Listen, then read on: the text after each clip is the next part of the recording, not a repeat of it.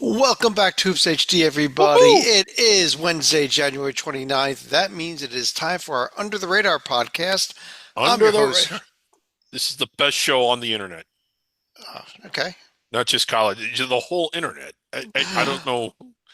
I mean, why I'm would you want to Chad watch porn Sherwood. when you can watch this?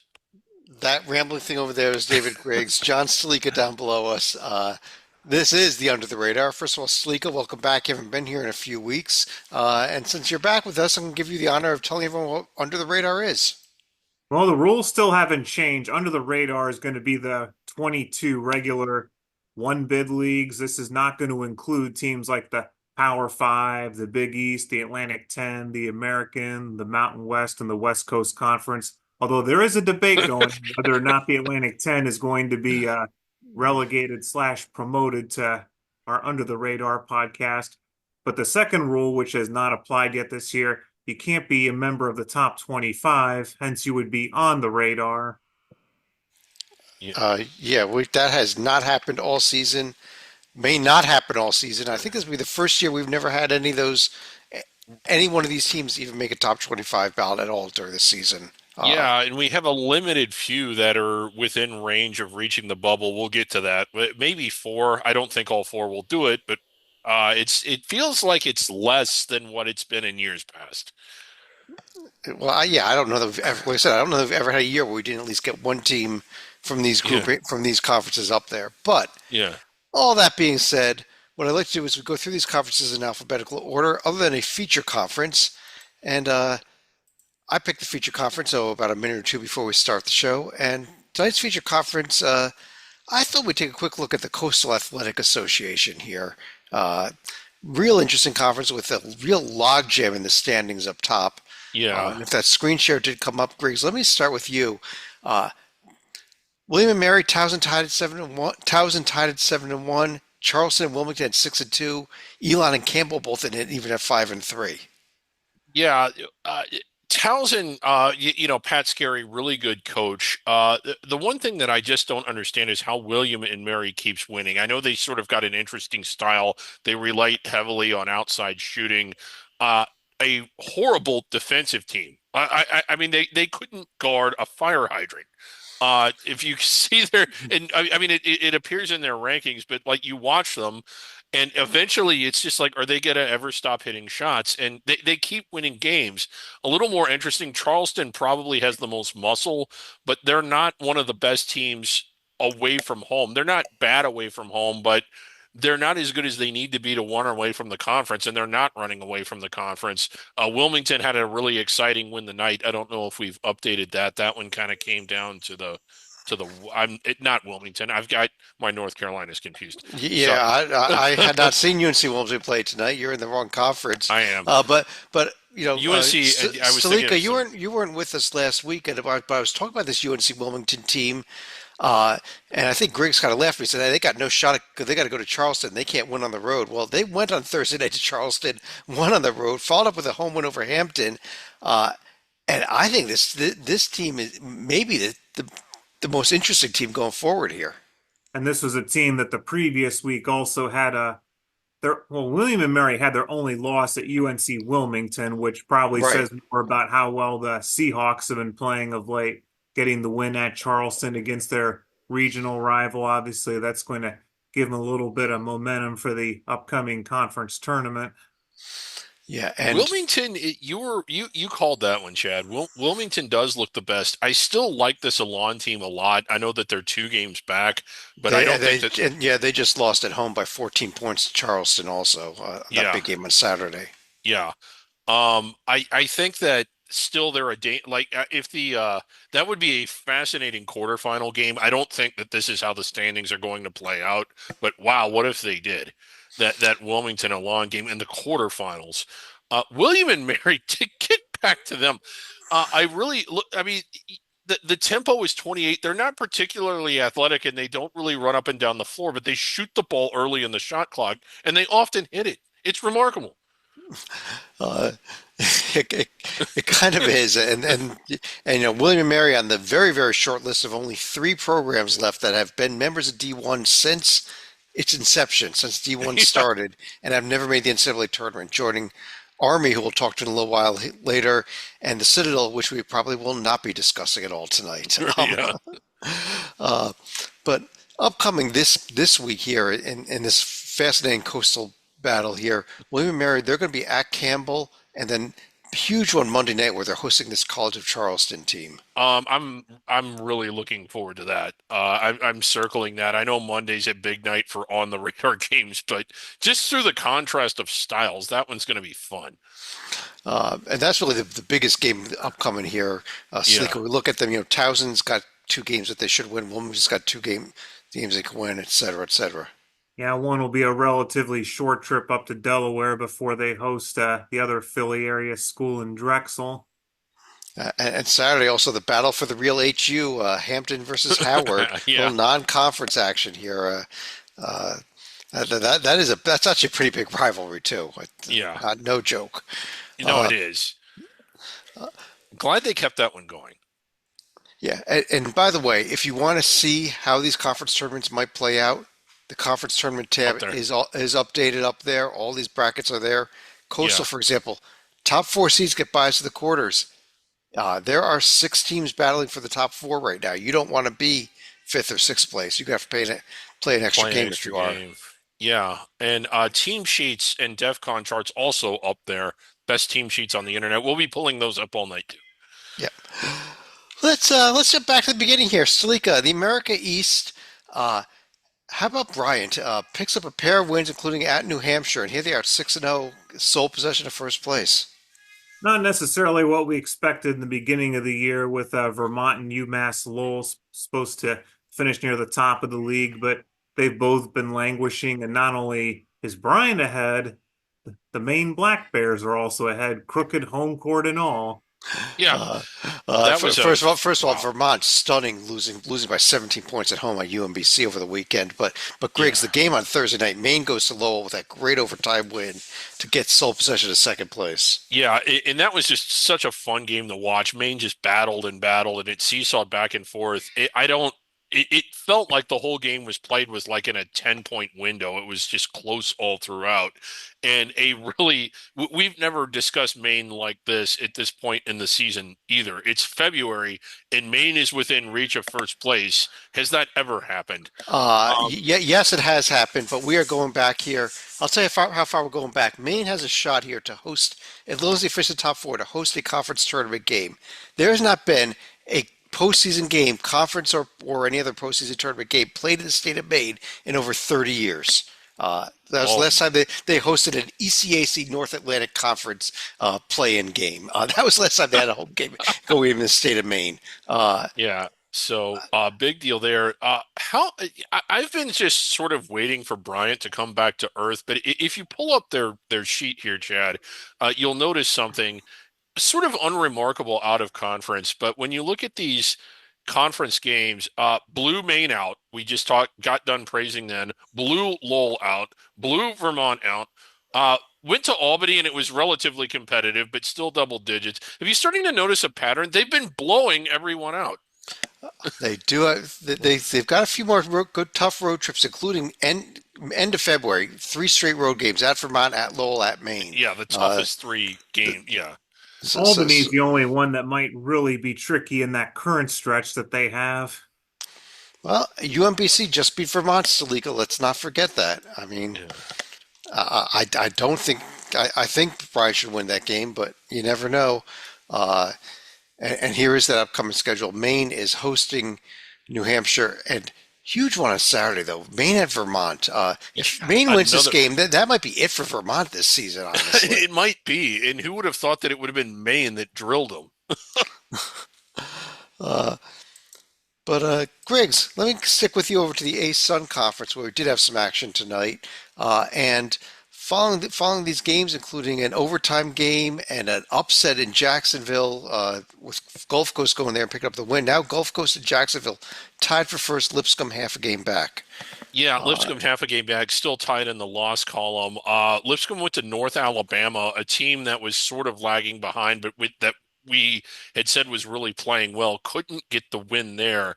I still think that by the time all the dust settles here, I know it's really log jam. There's just one game separating the top five teams in the loss column anyway. I still think North Alabama and Lipscomb are the best teams in the league and that they'll end up at the top of the standings. And I know Lipscomb just lost to North Alabama, but uh, when North Alabama comes back to them, I think Lipscomb gets revenge and opens that lead and ends up finishing first. They're still tied for first Let's in the let's By let's, the loss column. same, let's do a by the little same. let's do a little magic here for first of all while we do this here. Quickly throw one more score in there. Central Arkansas just beat West Georgia. I know everyone was waiting for that score, but Central Arkansas, go West Georgia. That is ahead, a Salika. major stakes game. You I know, was going to say, Well, going back to North Alabama was also a missed opportunity for them after losing at Queens tonight. There was an opportunity for the Lions to get into a three-way tie for first, but now yeah. it's going to be Gulf Coast and Jacksonville for the time being. And Queens can be a snake pit. I mean they've gotten some scalps at home, and they're right up there in the standings themselves. yeah. Let's take a look at the upcoming schedule here. Uh, Tomorrow night, Thursday night, Eastern Kentucky at Lipscomb. That's That's a Lipscomb big with one. that Yeah. with that win can move into the first place tie along with the Bellarmine game. Big game Saturday also. North Florida Jacksonville. That's the River City Rumble. Yeah, That's actually a really good rivalry. that's a fun one. If you're just looking for an intense atmosphere, the River City Rumble's awesome.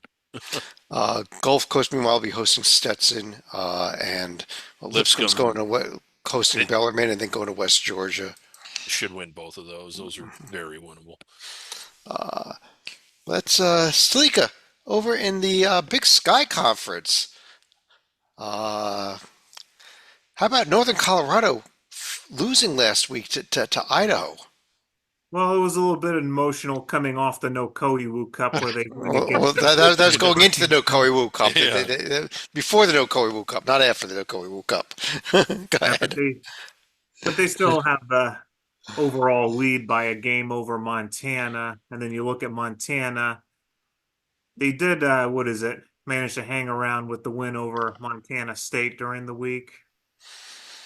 And Griggs, Montana State, how about one of the more disappointing teams in the nation this year? We really thought this Very Montana much State team so. would challenge to be back up there again in this conference, and they just have not been there all year. Yeah, and I don't know what's going on. I'm obviously not in their locker room or at their facilities, but really shocking, and they're nowhere near it. Uh, they're basically a non-factor. But upcoming this week, obviously the big games are Northern Colorado's games. They are going to be hosting Northern Arizona and then going to Idaho State. Uh, Two games that they should probably win, Yeah, but after they lost that game to Idaho, you never know. yeah, that was kind of a shocking loss. So Uh, Griggs, let me stick with you. How about the Big South Conference, which also saw some action tonight, yeah, including uh, including that UNC UNC Wilmington team I was talking about. UNC Asheville got the win over Radford. Nice win here. While High Point, I think they were the team that was off this tonight. Yes, they were.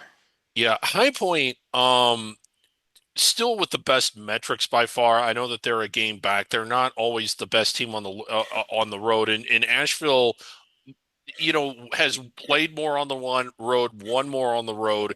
Can they continue to hold off High Point and finish at the top of the league?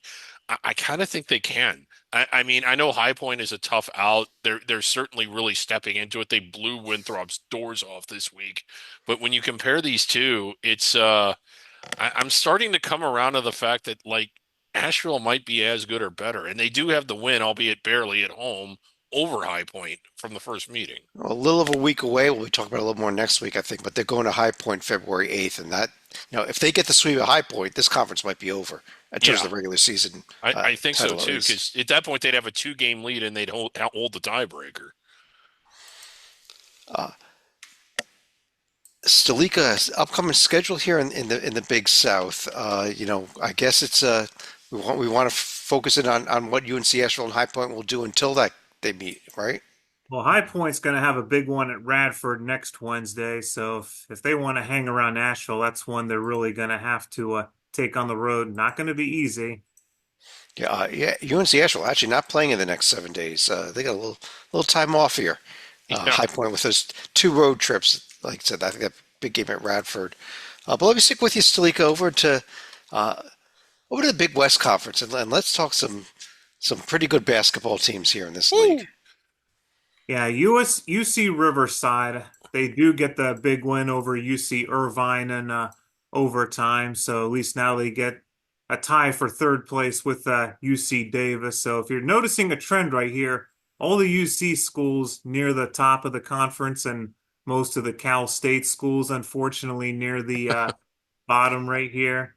And then UC San Diego, they're still managing to keep pace themselves with wins over UC Santa Barbara and Northridge, who Northridge had gotten off to a decent start themselves, but they've started to level off of late. Yeah, Oh, and Griggs, that Riverside win over Irvine. I mean, that Irvine team might have been one of those teams that was getting near the top 25, but that loss hurt for that purpose at yeah, least. it did hurt them, and they went ice cold in that game. For key stretches, Irvine really is legit one of the better defensive teams in the country. Not one of the better under the radar defensive teams, but a solid defensive team. And defense travels, so strong defensive teams like that tend to be more like less immune to they tend to play better on the road. That was the thought I was trying to get out, but I've had a lot to drink tonight, so slurring my words here. Um, but yeah, they fell in that one, and they just couldn't really score at all. I still think that this is a really good Irvine team, and I know we go back and forth with it. Despite that loss, our committee on our show the other night still had them right around the first four. I think we had them sandwiched in there, and I still think that they have a path to land inside the bubble if they can win out. And maybe UC San Diego does too. The one thing UC San Diego has is that monster win at the top of their profile. You see it there at Utah State. And is there room for both of these teams inside the bubble? I don't know. Well, I think San Diego's problem, UC San Diego's problem got two. Number one, that bad loss to Seattle at Yes. home. Number two, yes, they got that great tier one win, but there's nothing in tier two. Irvine's got a little more meat. The win at four No, road wins in those top two quadrants, which is yeah. incredible. Eight overall road wins. Uh, I really like the Irvine's chances of getting an at-large bid, but I think to do that, they really got to come close to winning out. They got Yeah. a lot of road games left, a lot of tough road trips, and they got to play San Diego at home. And then they got to win one or two in the Big West tournament, and maybe lose to San Diego in the title game. Yeah. Now I think they're good enough to do all that. I'm not saying they will, but this is a really good Irvine team, and I hate that every time I say that they go and lose to Duquesne or go and lose to Riverside. Nothing against Riverside, but even on the road, a tournament bubble team should be able to win that one. Yeah, Irvine at Long Beach and hosting UC Davis this week, while San Diego's got the big trip out to Hawaii. That is their only game in the next 7 days, it looks like. Yeah, that would be Uh, the black and blue rivalry, a real Yeah. rivalry. A little bit Huge of a one Thursday mismatch. night. That is a good point, John. This is for well, if you're watching the show, you don't you know this a really big rivalry, and is that a potential trap game because of the rivalry variable? Even though Beach is terrible. And it's the road, and this is a beach team that was in the NCAA tournament last Yeah. year, albeit they stole this bid. I'll go back to the standings though, because we got to give a shout out here for Saturday night what the Oh Cal Poly yes. Mustangs did. Yeah. 78-69 win over Long Beach. You say, well, what the heck does that matter? It's the bottom of the conference. Cal Poly broke their, what was it, 300 game conference losing Yeah. streak? Greg? 306, I think. It 306, was in the 311. 40s. Yeah. It had been several years since they won a Big West game. So congrats to the Mustangs. They had come close a few times this year, finally broke through and got that W. Yeah. Uh, Salika, over in Conference USA, here's a conference that I think there's about half a dozen Look teams, or look maybe at that. there Look might at actually be eight look teams out of the look at 10 here look at that can that. win this conference. The amazing thing is, if you look at the three teams in first place, none of them are Liberty or Louisiana Tech, who are supposed to be the favorites going in. Middle Tennessee kind of emerging as a team that you're seeing in most mock brackets, but Jacksonville State and UTEP, they were nowhere on our radars going into this year. And this was the what amazing week for Jacksonville State. All these teams we've been discussing at various times this season, Griggs, UTEP, Middle Tennessee, Liberty, Kennesaw, New Mexico State, La Tech, Western Kentucky, I don't think we mentioned Jacksonville State once all season. What We do they did. do this week? They go to UTEP and win. Then they go to New Mexico State and win. That just blew my mind. Yeah. And I mean, talk about like going from just not even not just on under the radar, but like off of it entirely, buried under it. What a week for them. I mean, one of the more improbable runs, and they looked good in both those games. And then suddenly you're like, Jacksonville State is right up there in first place. This is just crazy to me that the top six teams are separated by one game. And this is And also a La Tech year, is not one of them, and neither is Western Kentucky. and it's You also a have year after one of their best scorers, and Kiki Tandy actually Yeah. transferred to Florida Atlantic. I'll tell you what the battle might be in Conference USA is to get one of those top six seeds so you can avoid the first round game in the conference tournament because I think there are 8 teams that can win this conference tournament. I think This there may are be two. out of 10. This may be as fun of a conference tournament as the SEC conference tournament is going to be. I'll throw that Yeah. out there too. Maybe even more fun because it's for a bid as opposed Yeah, it's to for a bid, whereas the SEC tournament will be for um, playing a another lot game on of yeah, TV and maybe a little money or I resume don't know. builders. Yeah. Resume builders. This week, UTEP at Western Kentucky, New Mexico State at Middle Tennessee, Liberty's at Kennesaw, UTEP is at Middle Tennessee, Liberty's at Jack State, New Mexico State's at Western Kentucky. This is SEC like where we're circling all the games. Yeah, We're I also, we're know. also highlighting more games than the ACC, I would imagine. Way more than the ACC. Nobody even wants to watch ACC basketball these days, do they? No, I don't. Uh, uh, Griggs, over in the Horizon League, here's a conference that's a little bit more sane. Cleveland State doing what they need to do, and now have 2 games up in the win column here. Yeah, I was just going to say that I keep thinking that Milwaukee and PFW or Purdue Fort Wayne have the market cornered on talent. You know, Morris Robert right up there with them, and I just point that out because I wanted to say Morris Robert. But Cleveland State now with a 2-game lead, and I believe they have wins over both. Now, the one thing about Cleveland State, I'm sorry, is they have yet to win a game against either Milwaukee or Purdue Fort Wayne, and they lost, I think, to Milwaukee. They have the second half of that one coming up, and they've yet to play PFW. Uh, are they going to hold on to that? Because you know their schedule is a little bit backloaded, but Well, this still pretty I, impressive. I believe this game was upgraded to national TV for tomorrow night. Actually, the Cleveland State at Fort Wayne game. This is The a Yeah, SENU. yep. So that is a big one in this conference, and if they can pick up this win here tomorrow night, if they uh, go on the road and get that one, yeah, they're running downhill. uh, Sorry, go ahead, Chad. right after that though on Sunday they go to Milwaukee. Sorry, it's Fort Wayne goes to Milwaukee on Sunday. I'm sorry, Yeah. I got my games mixed up there. But Salik, any other thoughts on the league?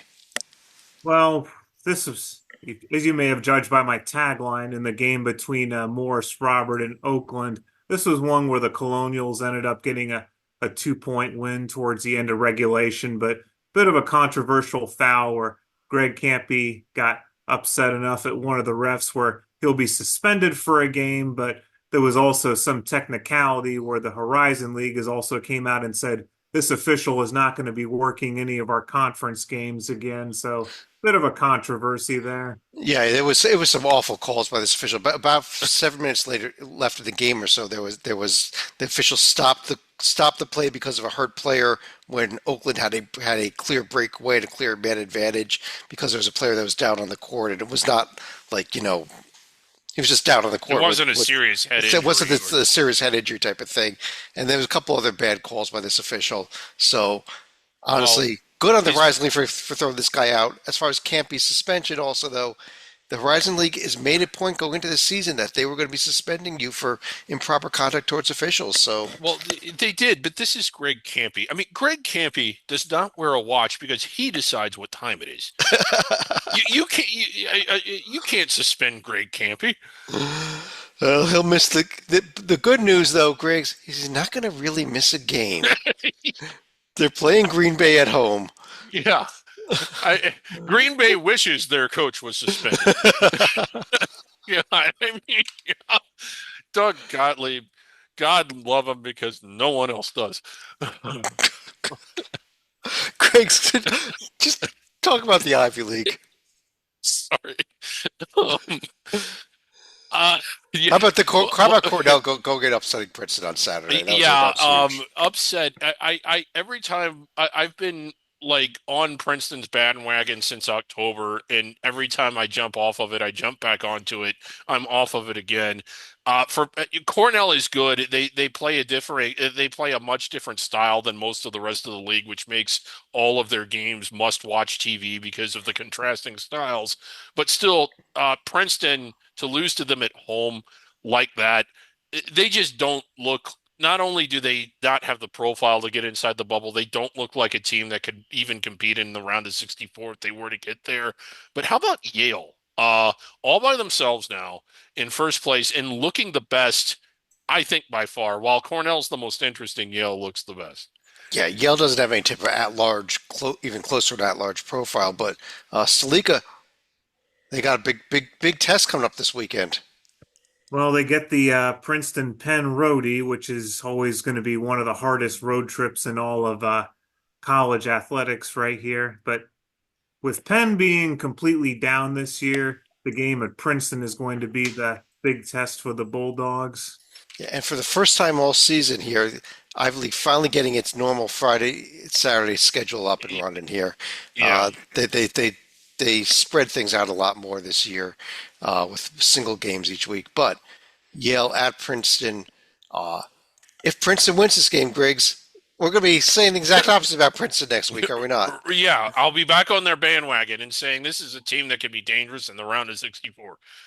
Meanwhile, look out for Cornell. They could really should sweep the two home games against Dartmouth and Harvard this weekend, and that'll put them right up there in the standings. Yeah, it will. Cornell's such a fun team to watch. And I keep wondering if will Columbia finally get a couple wins this week No. because it's The about answer time is to turn out the Yeah. lights. Columbia. I don't even know that they're making the top four conference Yeah. tournament. Top four teams in Providence this year. So keep an eye on Brown. Can they somehow sneak into that top four, be able to host the play in their host event? Yeah. Slika, over in the Metro Atlantic, how about a three-way tie between the Quinnipiac, Merrimack, and those Marist Red Foxes, whose profile I just absolutely love pulling up here. I mean, look at that. And you must love the complete lack of a tier 1, 2, and Two or three. three. Every single game. That takes effort. I did look a little ahead here. We got a little bad news. It's not going to last. I don't think there's any way that game at Merrimack February 16th is going to get down into tier 4. That Merrimack would have to completely fall apart. So Yeah. they're going to have a quad 3 game by the end of the Oh. season, unfortunately. That's too bad. No one's ever played their entire season outside of the top three quads, I don't think. I don't ever recall it happening. It's amazing. They have the number 364 strength of schedule. I just can't Yeah. understand why. Right. That's an interesting scheduling philosophy by John Dunn right there. Yeah. Hey, they're only a few points away and some winnable games that they lost from being undefeated right now and nationally ranked if they were, I bet. Which would have been, I wish so badly that would have happened. Like, it would have just broken Twitter. Most of all, I respect them for not scheduling any non-D1 games. Yeah. Yeah, they picked up their two. Actually, everybody, all three of the teams got wins this week. But going ahead, heading to this next week ahead here, so like we look at Marist first of all. They're going to be hosting Siena, Quinnipiac hosting Fairfield at Siena, while Merrimack hosting Mount St. Mary's and at Ryder. Can we look at all three teams 10-1 next week? It's certainly possible because the next closest team, Iona, is going to be a full 3 games back. And speaking of Iona, Griggs, big rivalry game Friday. Yeah. Not quite what it used to be in terms Not- of the teams not being up there in the standings, but Yeah, I used to get I don't have this one circled the way that I always do, but it's Manhattan Iona. You got to turn it on. It's something. Can they at least Slickle- borrow Steve Masiello from St. John's staff for at least one Yeah. day? Slika, you are our Ohio guy, so I'm going to stick with you into the next conference and Mid-American, where Wha- the big, huge game on Saturday. We were building this one. I thought this would be a Oh, great one, and Akron just kicked Miami's butts all over the place. they did awful things to them. Well, keep in mind, Mother Miami has not been to the NCAA tournament since 2007. So this was really their biggest game in almost 2 decades right here. So obviously they were going to look a little bit rusty at Akron. That was their toughest game this year, probably short of what they'll end up facing when they go to Toledo and arch rival Ohio U later. Now, Yeah, this weekend, they'll at least get to face the Bobcats at home at Millette. yeah. But how about Toledo with a road win at Ohio? They've got a heck of a winning streak at Ohio Yeah. right now. They do.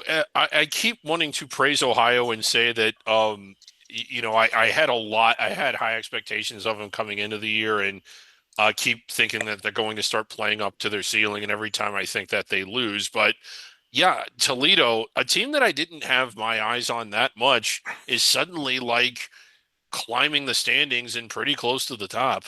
But I mean, Akron, albeit, I mean, they just killed them, and it's hard to not be more impressed with Akron than with anybody else. I'm starting to wonder. I know Miami's right there, but they just got killed by them. And is anybody else even in Akron's orbit?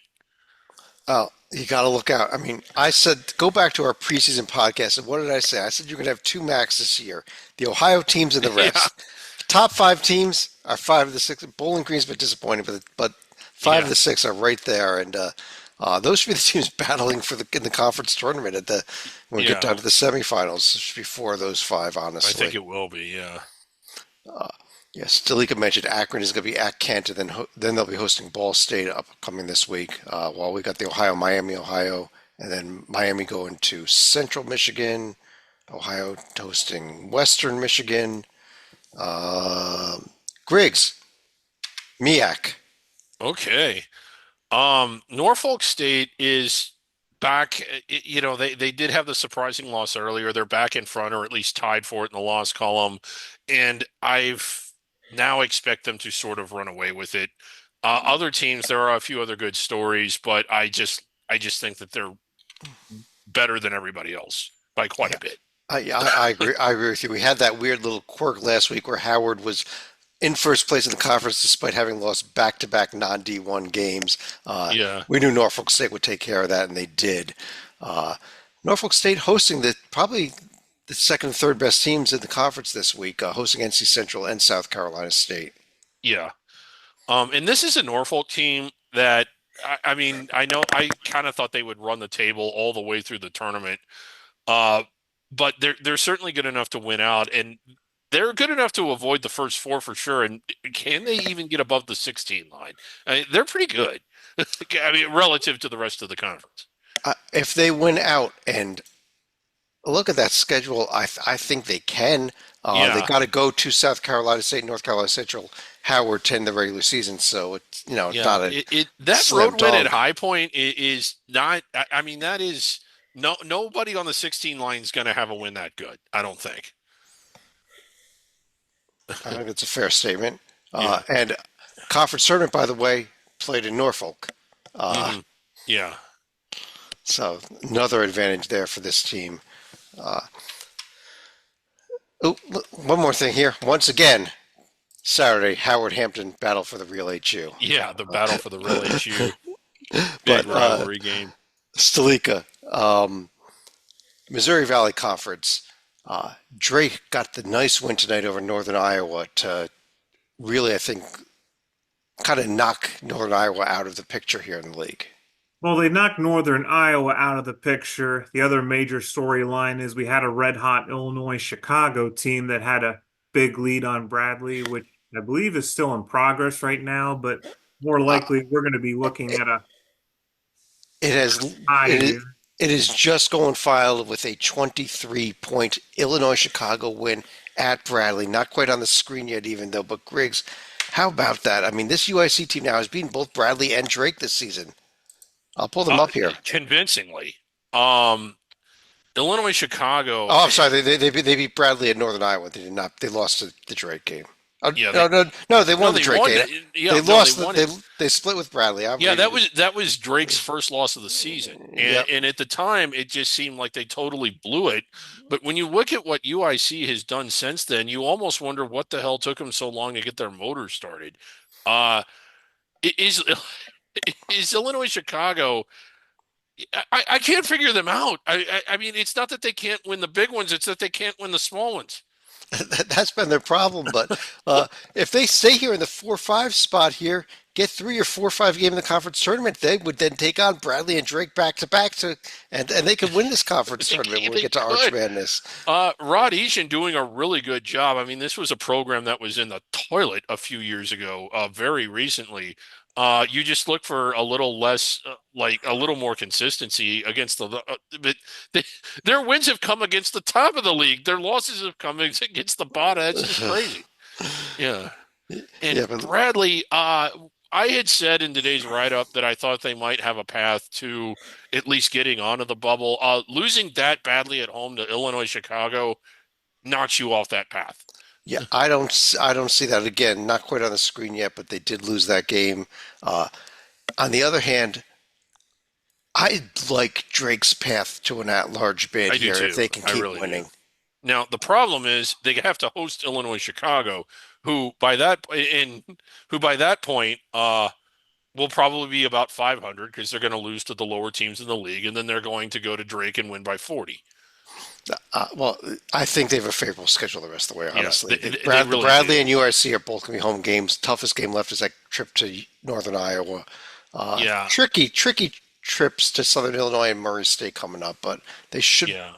if they're an at-large caliber team, they'll win both those games. I agree. Nice win tonight over their rival, Northern Iowa, who's also potentially dangerous, or can be. They weren't tonight, so I'm with you. I think Drake is good enough to win out through the regular season, and I think they will. Upcoming, Bradley has to go to Northern Iowa Sunday before they host a pretty tough Belmont team. And Drake, those 2 road games we mentioned already. Hmm. Let me go back to Slika here with the Northeast Conference. Uh, Same. I don't know if you watched our show from last week, but Long Island was sitting at 6-0, and we had Rocco on as well. And I said I would not be surprised if 3 weeks from now Long Island is 6-6. Well, they started off pretty good because they went 0-2 this week. Maybe deep down, Rocco has been hanging around with Zach too much, and he's turned him over to the Central Connecticut side right here. Yeah. Mhm. Because here, at least, you still have the Sharks up a half game on Central Connecticut right here. I keep wanting to call them the Blackbirds, but ever since the merger, that has no longer been the case. It's sad. Very sad. Mhm.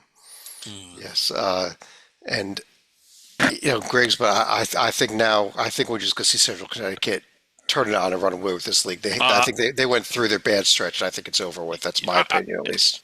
I think you're absolutely right. I don't think they lose again until that round of 64 game when they're And here they are at Long Island tomorrow yeah. night. They win It, that it game, then a game to trip to Stonehill as well. yeah, pull them up real quick, Chad, because I know that we're used to penciling the Northeast Conference into the 16 line or the play-in game.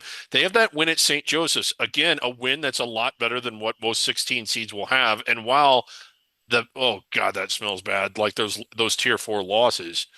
Uh, but if they win out, they might avoid the 16 line as well. At least avoid Dayton. Yeah. They might be one of those other 2 16 seeds, uh, but yeah, the rest of the upcoming schedule. The other game I'll add a circle here. If Long Island loses the home game to Central Connecticut and they lose at Chicago State, they'll be 2/3 of the way to my 6-6 Yeah. that I predicted last week. Yeah. um, let's go, Slika, over in the Ohio Valley Conference. Uh, Morehead State went ahead and found ways to get their wins. They won at Eastern Illinois. They beat Southern Indiana. They did sandwich it in there with a loss over the weekend, though, to SIU Edwardsville, but they still have the lead in the conference standings. Yeah, it's not going to be a complete runaway because of the loss against SIUE, but they did avenge a loss against Southern Indiana last year, where Moorhead had been close to unbeatable. For Eastern Illinois being at the bottom of the conference, that's a game they really needed to win. And upcoming, they're going to get a chance to avenge another pasting where they lost big at Tennessee Tech earlier in the year. Yeah, but the fact that they barely snuck out that win Ooh. over Southern Indiana, and Southern Indiana is not a very good team this year, shows that this is just, even though I think Morehead is the best team in this conference, Griggs, they're not head and shoulders above the rest of this league by Oh any no, means. they're not. And if you watch this league, it isn't as log jammed, certainly as the Sun Belt or the Colonial, or I'm sorry, the Coastal. I keep calling it the Colonial, but it is sort of a coin flip league. If you pull up Morehead State real quick, Chad, because one of the things that you notice in the conference standings is that Southern Indiana is a game out of eighth place, which would put them out of the conference tournament. Last night on their own floor, Morehead State won by one. And then earlier this year, I want to say it was early in conference play, New Year's Eve, they won at Southern Indiana by two. So the difference between a team that might not make the conference tournament and the first place team in two games was 3 points. And that's typical of that league. Look at the margins of victory in the conference games over time. All of them are like two possessions or less. Of course, Moorhead also caught a big break early in the year when they went to a Little Rock and got a road win. Instead of playing in front of a packed house, they got to play in front of tens of people because they had to move the game up to noontime because of a snowstorm. Yeah. Oh, it was great. I Uh, mean, Looks like there's only one game for Morehead in the course of the next week. They're off this weekend, but they do host Tennessee Tech here tomorrow night. A mm, game that they will probably win by 1 point. yeah, probably so. Yeah. uh, Also, keep a look out at both Edwardsville. They've got a road trips to Lindenwood in Western Illinois, Little Rock hosting Yeah. Tennessee State, and UT Martin. Uh, both teams looking to keep pace there. Yeah. I Uh, didn't mean to say it was, I just meant that like noon basketball is great because it gives me something to do. well, we teased it earlier. Let's talk about them now, Griggs. How about those Black Knights of from Army? Well, They go tonight. It's a home game, but they beat the mighty power of Colgate, who had also lost over the weekend to American. And just when we thought Colgate was becoming Colgate again, an 0-2 week, American and Army saying, we got a conference here. yeah. Colgate losing the two games, but I think the bigger question is the one you asked, how about Army? I've gone from thinking that this was just a fun story, a little bit like Columbia's out of conference run, like, oh, they're 2-0 and they're off to a good start. This will be fun for a few weeks until they fall apart. We're halfway through conference play and they haven't fallen apart. They're just a game out of first, and they just beat Colgate handily tonight. They beat them tonight. Now they did lose over the weekend, the home game against Navy, but that's the Army Navy game. Yeah, that's the Army Navy game. I don't know. Is this the year in all of that we might see William and Mary and Army into the NCAA tournament? And the thing that would be so great about this, and a lot has to happen, and maybe I got too many stars in my eyes. This is at campus sites, and if Army is hosting, like if they get up to first and they're hosting the conference tournament all the way down to the championship game, that championship game would be one of the more incredible experiences of the college sports season. Army at home in a game that could put them in the NCAA tournament. It I'll would tell be you what, incredible. they play this Patriot League championship game. I believe it's on the Wednesday of championship week, and it is almost always one of the most raucous Yeah, championship games out there. Of even of the other of the conference, no matter who's in it, it yeah, always seems to be a crazy environment. Now, the yeah. one storm cloud I see right here, I could see Navy potentially playing the ultimate spoiler for Army right here. So, I mean, Army and Navy, it's always going to be a big rivalry in all sports. So, here's another chance to take it to another level. Yeah, And how about this though? Saturday, we may have the game of the year in the Patriot League, and the word Colgate is not in the yeah. name of either one of the teams. Or Army is Lehigh. at American And on that Saturday. and that is a massive game for the reason that we just said. It's for first place, and first place doesn't just get you at the top seed in the bracket. It gets you home court. So that's a big one. That it probably is the game of the year in the Patriot League. Over in the SoCon, Stalika, uh, we touted this big game that was coming up tonight, the Furman Sanford game. It was, Furman Lived was up to the actually lived up to it. Sanford made a comeback late and had their chances to steal this game. had not one but two shots to win the game. Missed them both. Yeah, I Sorry. believe this was as big as an 11-point lead for Furman at halftime. So Furman coming out with a sense of urgency because they had been losing a bunch of critical games. So they're not going to win the regular season title in all likelihood, but it does drop Sanford into a first place tie with UNC Greensboro. And how about that Greensboro team, Griggs? A win at VMI, which is not an easy place to win at anymore. VMI just No. won at Wofford tonight, and Yeah. they also beat East Tennessee State tonight. Greensboro did, and here they are tied with Sanford. Yeah. UNC Greensboro, again, that UNC Wilmington team I was talking about earlier with the big win at home against. Uh, and that was another exciting game. It was kind of just a big night in the SoCon at the top. Sanford having a shot at the buzzer that would have won them the game, but it didn't go down. And then Greensboro hitting a big shot late. So both those games coming down to the wire and both those teams tied. Um, the the thing that I love about this is that it's the single division conference format, the double round robin, and the team that is at the top of the standings isn't going to be inside the bubble, but you're looking 13-14 line, and this is a dangerous team in the round of 64, whether it's Samford, Greensboro, or Furman, who I know has tripped up, but is still really talented. And Chattanooga, a team we've talked about at times holding their own in this league after sort of a sputtering start. Yeah, they gave Samford a battle on Thursday. They did come up with a road win, albeit at Western Carolina tonight. Yeah. Uh, but coming up this week, Samford is going to be at Citadel and then hosting Mercer. Greensboro hosting Wofford, and then they're going to Citadel. Uh, I guess we could throw in there Furman also. They've got the game at East Tennessee State on Sunday, and then going to VMI. Uh, that's probably the best game at the Furman East Tennessee State this week, though, I would Yeah, think. I think so. I Uh, mean, the best game of the year in this conference is the VMI Citadel game, but they don't play well, this week. So. well, this conference not only does it do the full double round robin, you play everybody once, and then you play them the second time. So we're one rotation through on the conference Yep. as of tonight. Yeah. Uh, Griggs, let me stick with you over to the Southland Conference, where McNeese took care of UTRGV and had a heck of a game out of Corpus Christi for the second straight year. Yeah. Found a way to win that game. Yeah, it was a really unimpressive showing out at Corpus Christi from McNeese.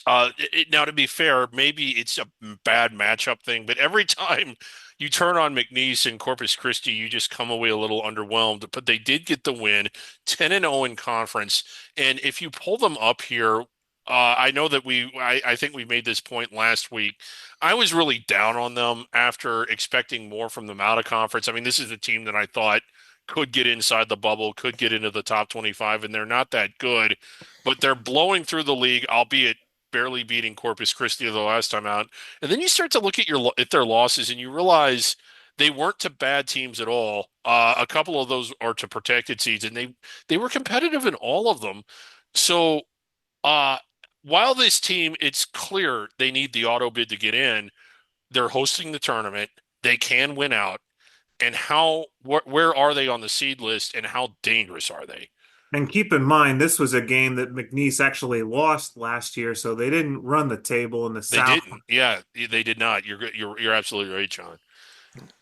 Yeah, I thought 27 wins they could have if they went out to the conference tournament final. But I agree with you. I don't think that'll be good enough to get them in the field. I think Yeah, I think to get in they have to.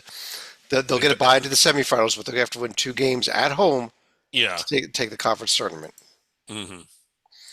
Uh, Upcoming games this week, Stalika, McNeese is going to be at Nichols, and Nichols gave them a battle the first time around this season, and then they're hosting Incarnate Word.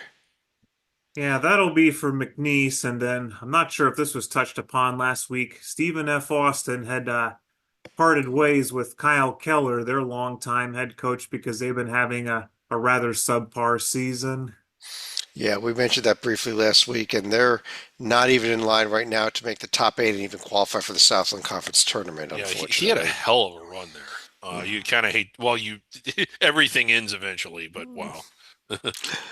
Uh, Over in the what's up next? The SWAC, Stalika. And how about the Southern Jaguars? They do keep winning. Yeah, they keep winning and they remain a game on top of Texas Southern, who is usually always going to be in the hunt right here. And then Jackson State only about 2 games off the pace. And Jackson State just suffered a loss at home to FAMU on Monday night. That was not a good showing by them. But Griggs, I got to give it to Southern for this 2-0 road trip. I mean, no, it's very difficult to go 2-0 against the worst two net teams in the entire nation. Yeah. I mean, keeping their centenary hopes alive. That Pine Bluff, Mississippi Valley, Stalika is in charge of the under the radar games of the day. That has major centenary implications. Saturday, circle it, Look at that. triple circle Look it, at quadruple that. circle it. Game of the season in the SWAC, Stalika. Well, for reasons that we'll mention during the final thought, that is not going to be our featured game. Yeah, it might be the second time they play, but there's a game coming up, and I think our next conference that deserves a spotlight because it's the greatest promotion I've ever seen. We'll get to that one here in a second also, and a little bit of news out of that conference too. That game that just went final, but other games for Southern this week. They're going to be hosting Alcorn State and Jackson State. A bit more of a test, but they are home games this week for them. Uh, we teased the Summit League. Let's go there. And as we've been recording this, South Dakota just went final with a home upset win over Omaha Oh my God. to knock for Omaha's first loss in conference play. What had been a red-hot Omaha team, Griggs, including their win Yeah. over St. Thomas last Thursday night, which was the Tommy's only loss of the season. Yeah, the reaction was genuine. I'm just hearing about this in real time. It wasn't even a game I was following that closely because I just figured Omaha at home. uh, I only have so many TVs, and I just didn't have that on one of them. That is shocking, especially considering how on fire Omaha was. North Dakota State also a little bit on fire. They got a big rivalry again coming up against South Dakota State. We'll talk about that in a second, but. The story of the conference, aside from the upcoming promotion, it continues to be the Tommies. It does continue to be the Tommies. Despite that loss to Omaha, they bounced back from it with the win at Kansas City and a win over Oral Roberts tonight. Uh, and they're not eligible for the NCAA They're not, tournament. They which are eligible for the Summit League tournament. They could win the Summit League tournament. And they got a nice little profile. I mean, they really do. they do. And if this team is not assimilated to D1, I don't know what the hell assimilated is. Good news for Well, I them. do This believe this they is now their last transitional year. They will be Yeah. eligible next season. Okay, so they are going to opt in. I don't know why schools would choose not to opt in, but there's a few that are apparently considering not opting in Uh, and doing the fourth Okay, transition. I'm assuming they were going to opt in. I don't Yeah, know that I if they think were. they will. But I'd actually heard last season from St. Thomas that if the rules hadn't changed, they were going to apply for a waiver to be eligible next year. Good. So So I they're assume they're opting going in. to be ready. We could file a waiver this year. We've done it before. We've not won the waiver. We could file it. Uh, Upcoming games there. Omaha's going to be hosting Denver. St. Thomas will be hosting North Dakota State. Stalika, thoughts on the upcoming games? You want to throw them in now or save it for your final thought? Well, we also have the battle for the. I think this is the battle for the Dakota marker between Yeah, North Dakota State and South Dakota State. And it's a and battle for third place also right now. yeah, and that's a fun game. If you're looking for something, download the app and watch that game. It's a fun one. Stalika, over in the Sun Belt, where Look at this. South Alabama, Look at that. we've been praising them how they've been up and coming, and they have a bad 0-2 week. The Troy loss excusable, the Louisiana Monroe loss not. Yeah, especially since that's the Warhawks' first win in the Sun Belt this year. So Arkansas State, who had already put themselves on the map with a win in Memphis earlier in the year, they now have a sole possession of first place, albeit temporarily, with a half a game lead over the Jags and Troy and Marshall. Yeah, Marshall coming on a little strong here lately, Griggs. We hadn't really discussed them much all season. Not at all, but they're one of the teams in that's sandwiched between two at second place and eighth place and separated by one game. This is just a fascinating way that this is playing out because with the conference tournament ladder being an extended, like there's ladders, there's extended ladders, and then there's a fireman's ladder that they would use on a burning skyscraper, which is what this, Oops, sorry guys. yeah, which is Okay. what this is. And it just kind of gives you a feel of just how pivotal every game is because it could make, like right now, one game separates whether you buy into the semifinals or you have to win three games to get to the semifinals. There's a ridiculous extended ladder on Yeah, this conference. Check out the conference tournament tabs up there. yeah, it's up there. It's not a joke, it's serious. Yeah. Uh, um, Upcoming this week, Arkansas State, they've got games at Texas State and at Marshall. So a couple big ones there. Texas State in that logjam of teams with three or four Yeah. losses, and Marshall right there with three losses. Uh, And yeah. Well, yeah, this is just a crazy league. it really is. And this it's going to be a interesting conference tournament. I want to Yeah. say fun, but I'm going to call it more interesting because of this weird, strange extended ladder. Do we Well, have it? you look at the standings and you say that anybody could possibly win this conference tournament. Um, And when you then, look at the ladder, you're going to say you probably got to be with the 1 or the 2 seed to win it, yeah, just you because of probably, how crazy the format is. yeah. Uh, so that's what they're playing out for this regular season. Again, check it out up there. I can't quite get it on the screen right now, Still very unfortunately. doable if you're a 3 or 4 seed where you'd only have to play potentially 3 games instead of two. Yeah. Last conference for the regular conferences, Griggs, the Western Athletic Conference, and how about Utah Valley? They pair of road wins at Cal Baptist and at Seattle, Yeah, and keeping their sole position of first place. they are like they're keeping Grand Canyon at bay for now. I don't know if the Lopes will catch them. The Lopes have won 8 out of 9, perhaps starting to look like the team that we thought they would be in before the season started. This was another team that we thought would end up in the top 25 at some point that just hasn't.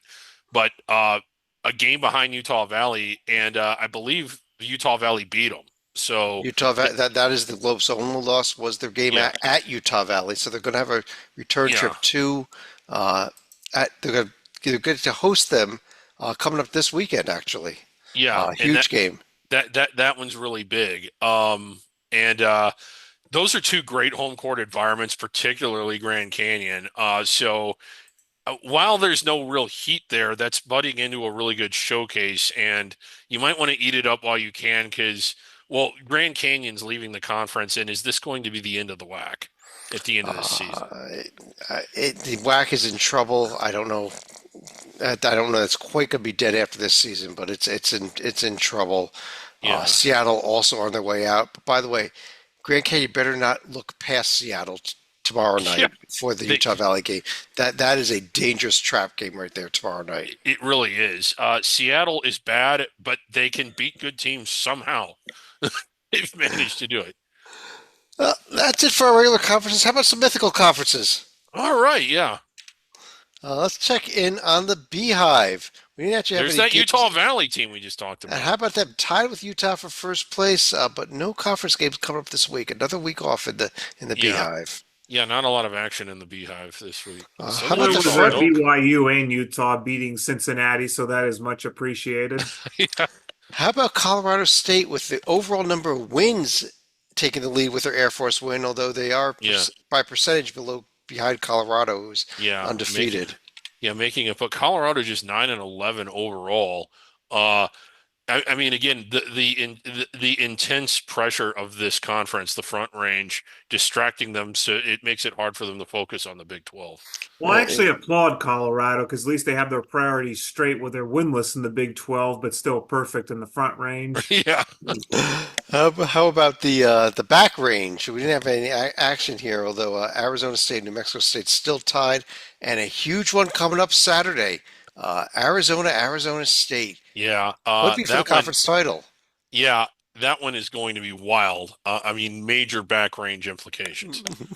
Yeah, a rare back range game on CBS. Yeah. Wow, I mean the back range is really up there now. Yeah. Uh, Top range, Montana gets the win over Montana State. Now 4 wins for Montana. Yeah. They're a couple undefeated teams above them still, but 4-1 is pretty impressive. Yeah. And then Idaho State, again, I just don't know if Gonzaga can keep pace. Idaho State's just been that good in this conference. Big week for Idaho State though. They got to host Eastern Washington and Idaho. Ooh, man, this is their chance to ice it. They could. I, I presume Idaho and Idaho State is a rivalry. I can't. I'd be lying if I said it was overly familiar with it. Conference of Champions. We had a busy week in the Conference of Champions, and Yeah. UCLA dominating this league though, up to 5-0 now. Yeah, UCLA, whatever was raw. So UCLA loses 4 games. Matt Cronin goes on television and acts like a baby and gets criticized, but yet they haven't lost since. Maybe it was tactical. Hey, and there they are, winning the Conference of Champions. What's going on with Utah? They haven't played a game yet. We I got to don't do something know. about that. I don't know. Yeah. They get a game next Wednesday. They're hosting Oh yeah, Colorado. they got Colorado. Yeah. Oregon at This one, UCLA also. And look at this: Arizona State is a conference game in 3 conferences at the same time. It is a Big 12 game. yeah, It is a back range game, and it is a Conference of Champions game. That's why it's on CBS, yeah, Stalika. right. And is this conference? I know the other myth, like the Big Five, is too real for us to even say it's mythical. The Front Range actually is a thing. This one is just too far-fetched. I don't foresee this league ever existing in any format. Probably not, but let's go to top 10 lists. On to the top 10, the three of us all voted. We got a bunch of honorable mentions. Teams that did not quite make the top 10: Arkansas State, Middle Tennessee, Northern Iowa, Omaha, St. Thomas, Marist, and UTEP. All get a little bit of love, not enough. At number 10, Liberty, barely holding on. Whoa. Yeah. Good overall, not so good in conference. Yeah, that's a very fair assessment. Grand Canyon coming in at number 9. Yeah, 8 of 9, starting to play like we thought they would be. Yale coming in at number 8. We talked about Yeah, them in the like Ivy League. them. Yeah, like them. Akron at number 7. And that is a dangerous Akron team. They're good. Samford coming in number 6, despite the Yeah, loss tonight. despite the loss tonight, I think we voted before the loss, but I still think that's right. That a 2-point loss at Furman, that's not going to knock you down too bad. I cast my vote after the game, uh, Yeah, and I moved them personally. I moved them from 5 to 6 with that loss, and that was it. They did not yeah, fall very far with that loss. And it was McNeese I moved up over them, so I actually agreed with yeah, this completely. McNeese here at number 5. Number 4. How about UC San Diego? Still in the yeah. top 4. Right. And I think the top four, while one of them took a bath tonight, um, Bradley coming in number 3 before tonight's game. This was voted. yeah, They'd probably drop a spot or two with that loss. yeah, I would think. Number 2, Drake, the Bulldogs. Number 1, remaining up there at number 1. Drum roll, yeah, please. UC Irvine Anteaters. yeah. No surprise. Big West has been dominating our top 10 all season. Let's go to final thoughts, though. Stalika? I'm going to let the puppet indulge on Omaha, but I also want to go back to Mother Miami for a moment. They've played in Millett Hall going back to 1969, I believe. It's going to be another ode to 60s architecture like the University of Dayton, but they are now, I guess, in early planning stages about planning a new possible arena in the uptown section of Oxford. So right now they're Really? looking at a couple possible sites. I think one would be near the Goggin Ice Arena, and then the other one would be in the uptown section. But Millett Hall actually has a capacity over 10,000, but that's something they've only been able to accomplish like 3 times since I want to say 1995. Yeah, and you go in there and it's real cavernous. I've actually been in there when it's more or less full, but they were playing Cincinnati or Xavier or Dayton or somebody that brought a lot of their own fans. So That's actually good news for I did not know that, John. Thanks for sharing that. That's exciting. Griggs, want to fish off the show? Well, there is a big under the radar game this week that we didn't get the chance to get to. I'll talk about that in a second. And we'll start off with Omaha. We teased it. I thought Stalika was going to go there. They're having a promotion tomorrow where you can bring, Saturday. or Saturday, excuse me, where you can bring, what is it, any size container, and they'll fill it with No, popcorn. And no, not a container, Griggs. Trash can. Now, their head coach has a tradition. He started every time they win a game, he kicks or throws a trash can around the locker room. So you yeah, can bring a trash can of up to 5 gallons with you. It has to be a yeah, trash can, though. a trash A can. clean trash can, please. Well, my thing is, if it's not clean, that's just sort of your problem. Fill it with popcorn anyway. But this is just the most innovative promotion. Like people are going to be walking into the game with trash cans. It's going to be great, And they will fill them up with popcorn and they for will you. fill them up And with you're going to popcorn. have people, the entire student section, with 5 gallons of popcorn With each. popcorn, and I I'm don't a little foresee bit concerned I don't about foresee any that. problems. I'm sure this has been thought through. If there's not a major delay where they have to bring out the floor sweepers to clean popcorn off I'm going to be very disappointed. That's the other problem. This isn't a Yeah, big sky yeah, game. it's not a big sky game, but anyway. And again, a big under the radar game Saturday, Duke in North Carolina. Big under the radar game. All Yeah. right. On that note, do want to thank everybody for joining us. On behalf of John Stalika and David Griggs, I'm Chad Sherman. We'll be back Sunday night with a bracket rundown, Monday with the Hoops HD report, next Wednesday with another under the radar. Talk to you again real soon.